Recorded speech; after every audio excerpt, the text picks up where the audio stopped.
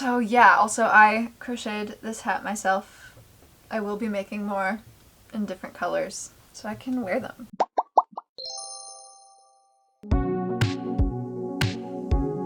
Hello, welcome to the channel. My name is Morgan M. Steele. I'm an author and sometimes I read things. Today we'll be covering The Ravens by Cass Morgan and Danielle Page, which is a story about Vivi Devereaux, a freshman starting out at Westerly College, who learns that there might be more to her than meets the eye, and Scarlet Winter, an established witch from a powerful bloodline who is vying for the spot of president of Kappa Rho Nu, as well as the head of the secretive coven, the Ravens. Vivi and Scarlet get tangled in a web of magic and have to trust themselves, each other, and the magic of their sisters to find their way out. This is honestly the first book I've read for pleasure in a very long time. I didn't have time to in college, and well, I thought it would be interesting because, Sorority of Witches, really just hooked me. I love ravens, I love crows, I love witches. If you want to read the actual description of the book, I'll link the Goodreads page below. For now, let's get into it.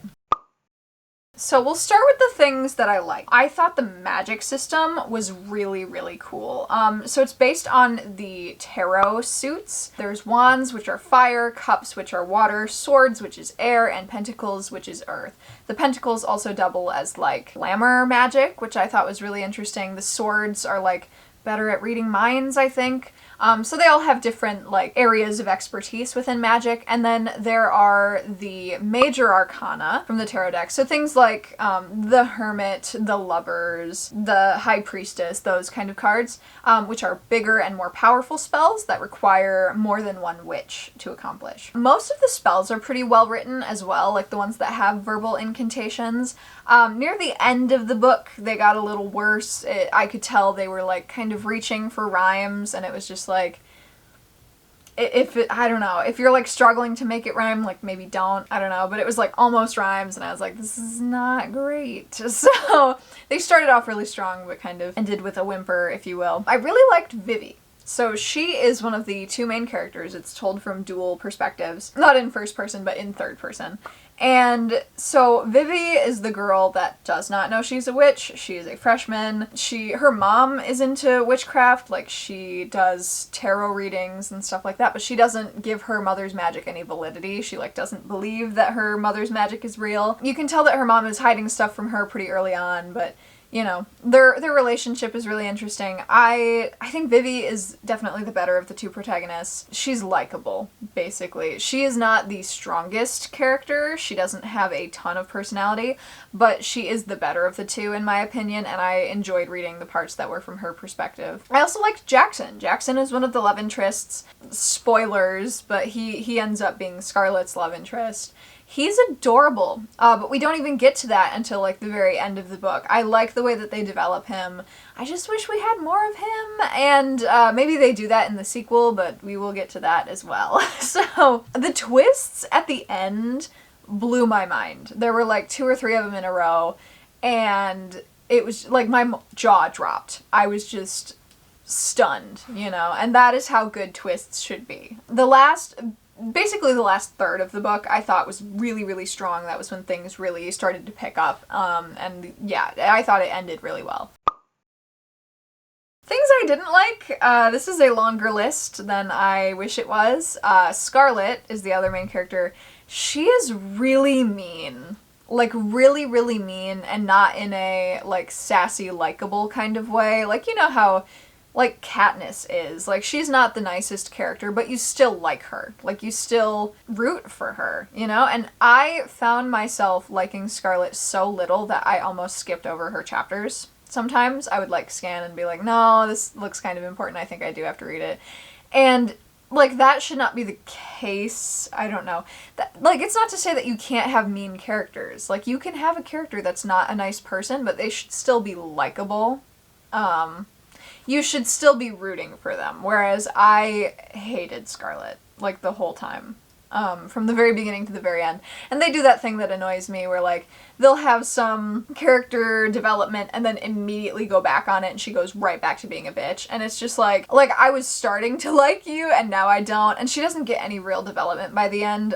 In the very last chapter, which is like the way that they tie things off for the end of the book, she and Vivi are getting along really well, and like they're both being really nice to each other, and Scarlett's like, wow, like I'm so glad we get along. She doesn't say that, but you know, it has that vibe of like, these two are finally getting along, and it comes out of literally nowhere. I wish we had built to that point, and I think that Scarlett could have been developed in a way that would make her likable, but what we see, she's just so annoying and mean, and I don't like her. Also, like, they tease this really big, deep, dark secret that she has, and then when they reveal it, I was just kind of like, oh, okay. Like, the way that it's framed, it is very much not her fault, and it's something that she blames herself for. But I was expecting her to have, like, murdered someone in cold blood. Like, the way that they were teasing it, and she and her friend Tiffany the whole time were like, we can't tell anyone about it. It's fine. No one knows. Like, all this stuff. And it's just like, it's something they very could have easily explained their side of and not have been at fault. And if you're teasing something that much that you like put it on the back cover, like they tease it in the blurb, or is it Scarlet Winter has always known she's a witch, but she's determined to be the sorority president, just like her mother. But if a painful secret from her past ever comes to light, she could lose absolutely everything. And it's just not that important. Like, the fact that you're teasing it in the blurb on the back, and it's not even that big, kind of lame, to be honest. Also, this is just a nitpick. I don't like the name Scarlet Winter. Every time I read it, I rolled my eyes. I think Scarlet is a fine name. I think Winter as a surname is also fine. I just think together they sound really tacky. And if you, like, you have witches! There are so many elements that you could tap into. What is she, at Cups? So she does, like, storm magic, you know? That could have been really cool to play with. Like, something more, like, water themed? I don't even know. But Scarlet Winter is just kind of lame, in my opinion. This is all my opinion. It might be the coolest name in the world too, but just to me, I thought they could have gone bigger with that. The other thing, there were too many characters. I know that it's a sorority, and there are a lot of girls in a sorority, but it was to the point where, like, the rest of the characters were so underdeveloped. It felt like they were just bringing them up to fill in the space. Like, they had no real weight to them. I remember some of their names, like May, I really like a lot, Dahlia. Both of them get, like, decent page time, and we know a bit about them. But then there's Etta, and Jess, and Ariana, and another freshman I can't even remember. Just too many to keep track of, and also too many that they didn't develop, like, basically at all. Another thing that they did, instead of, like, actually developing them as people, is they would do these big info dumps, like when they introduced people, like, she's into soccer, she does all this stuff, blah, blah, blah, like a big giant paragraph, a bunch of those in a row when they were introducing the rest of the sorority, and it just really, like, it turns them all into brain mush when you do it that way. They need to be introduced one at a time, like, kind of separately. You don't have to introduce every single person in the sorority, and I think that by trying to bring in more people and make it feel like a fuller sorority, they made all of the sorority girls just feel flat, you know? And I know that not every single character can be fleshed out, but, you know, it's better than just throwing out names left and right. Like, I don't know, just, like, as a writer myself, like, that is not something I would ever do. Like, you can have throwaway characters, but when all of the characters around your character are throwaway characters, that's kind of icky. On that same note, there are some weird character descriptions, and someone else on Goodreads said this too when I was reading through the reviews after I finished, and so I felt validated in bringing up this point. A lot of times when they were introducing characters, it would be like, name, skin color. The way they talk about skin color is kind of weird, just like the words that they use, and the way that they kind of like shoehorn it in. It feels like they felt like they had to mention it in the spots that they did. And again, as a writer, like, I address skin tone when it's relevant. You know, you don't have to give the skin color of every single character. If you're giving skin colors, you should also describe the white characters, because you don't want to just other the people of color in your book.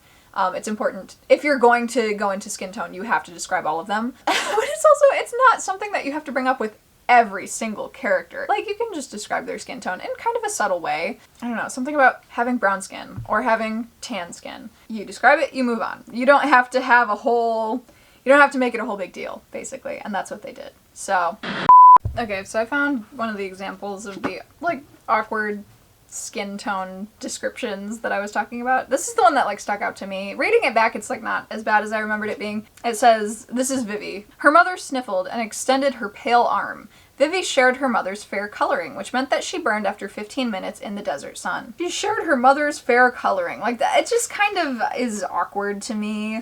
I feel like you can just say, like, later on, Vivi is pale. Like, that's all it takes. You don't have to go into it that much.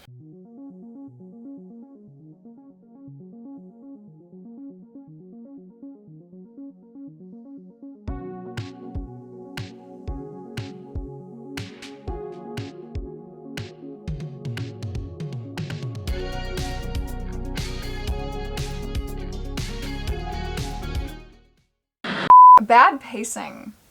So this book gets off to a really slow start. Like, things do not pick up until, I want to say, 200 pages in. And by that point, usually you've lost me. I was determined to finish this book, which is why I did, but I took like a month off. This was going to be my January read, and I didn't finish it until a couple days ago. So it was just hard, because like right when it started to get good, I was already like, well, I don't like one of these main characters. Like, do I even want to keep reading? And the answer for a while was no, but then I picked it back up and it was fine. And I'm glad I finished it, but it was really, really slow. And also, so the ending, I said the pacing was good. It is. The pacing at the end. The last third of the book is definitely stronger than what came before it, but that said, throughout the whole book, there's this witch that has been banished from the coven. She's like chasing them, threatening them, doing all this stuff. She gets done away with so fast. And they're just like, yeah, no, we're done with that. And that was the most interesting thread.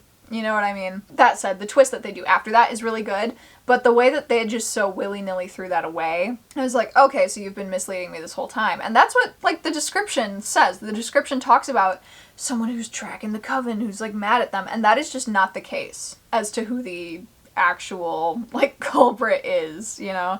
To have all that build up and promise that kind of storyline and then be like, yeah, no, never mind. We figured something else out. And it definitely feels like it was something that they edited, and just kind of changed at the end. And again, I think the twists after that are good, but the whole trajectory of the book just kind of, like, it's not consistent. And it feels like I got cheated. Like, I was reading that and I was like, you know, like, I don't know. They could have worked her into the ending, I think, instead of killing her off, and I would feel less cheated. Let's just put it that way. Like, I think they could have incorporated her into all of the stuff that happens at the end. But they didn't. Would I read the sequel? So there is a sequel to this book. It's called The Monarchs. And I was thinking about it when I finished reading this one, because I was under the impression it would jump to a different group of witches and we would read about their drama. And it sounds like there is a rival group of witches, but it still focuses on Vivi and Scarlet, and I will not ever be reading about Scarlet Winter ever in my life. Like, never again. Reading about Vivi is a big ol' maybe. Like, maybe I would read another story about her. I feel like she's the one that I actually liked, but I would never read about Scarlet Winter ever again. The way they wrote her in this book, I was like, yeah, never. Never ever. No thank you. Final thoughts? I was extremely hooked by the premise of this book, like I said. A sorority of witches is such a cool idea. It was really giving me American Horror Story Coven, which is my favorite season of that show. I love it so much. But the execution of it just really fell flat for me. It felt like they had this great idea and just didn't really know what to do with it. And this is what we got. The dual perspectives only really work for me if both of the characters are likable, and at least to me, Scarlet is not. That's my opinion. You might love her. There were people on Goodreads in the reviews that did, and they really liked her more than Vivi, and I think it's just up to personal taste, what you personally like, but I thought Scarlet was so mean for no reason. They could have developed her and actually done something I liked with her, but instead, you know, they half developed her. They, like I said, in the last chapter, they're like, yeah, she's fine. Like, we're fine, we're friends now. And it just really comes out of nowhere. It's like the ending of Fate the Winx Saga, where they're like, yeah, we're all friends, oh my god, we're all friends! And it's like, where did that come from, though? Like, I always feel cheated when that happens, when they jump the character development. It sucks. Yeah, just kind of left me disappointed. My overall ranking on Goodreads, I do round up. So if I'm doing like half stars, like in this case, 2.5. On Goodreads it says 3, just because I'm an author, I get the struggle, I round up instead of down, because, you know, they deserve that half star they earned. For me it's a 2.5. Would I read it again? No. Would I have picked it up if I knew what it was actually like? No. If you are interested in my book opinions, I will link my Goodreads down below. I don't rate a ton of stuff, because like I said, I just started reading again. But yeah, I also have an author page there, because I write books. So my books are on there. If you've read those and would like to leave a review, always appreciated. But yeah, that's gonna be it for this video. Did you read The Ravens? What did you think of it? Did you like it? Did you hate it? Are you somewhere in the middle like me? What do you think I should read next? And as always, take your meds, drink your water, and I'll see you next week.